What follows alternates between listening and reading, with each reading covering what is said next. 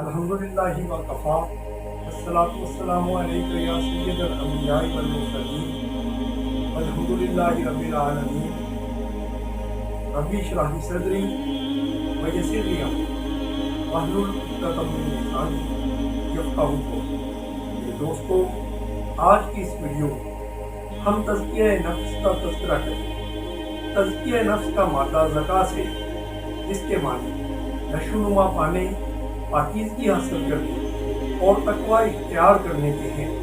अल्लाह अज़्ज़ व जल ने इंसान को अपनी इबादत के लिए पैदा फरमाया है और इस बात का तज़किरा सूरह नाज़ियात आयत 56 में भी मौजूद है कि हमारा फ़र्ज़ है कि हम हमेशा बुराई से इज्तनाब करें और अल्लाह ताला का बताया हुआ नेकी का रास्ता इख्तियार करें।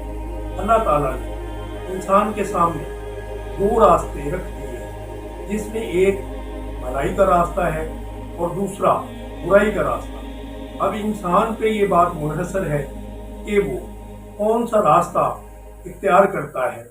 अल्लाह ताला ने इंसान को खैर व शर का शऊर अता फरमाया है। अब इंसान की अपनी मर्जी है कि वो नेकी के रास्ते को यानी सिराते मुस्तकीम को इख्तियार करे या बुराई का रास्ता जो शैतान का रास्ता है उसकी तरफ राग़ब हो जाए।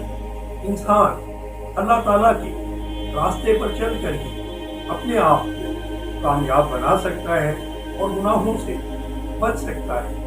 पाकीज़गी का अमल जो है वो तज़किया नफ्स कहलाता है। तज़किया नफ्स ना सिर्फ गुनाहों से बचना इसमें शामिल है, बल्कि नेकियों की बुनियाद रखकर इसके बाद माल को परवान चढ़ाना भी इसमें शामिल है। नेकी के जरिए ऊपर उठाना और उभारना तज़किया नफ्स कहलाता है।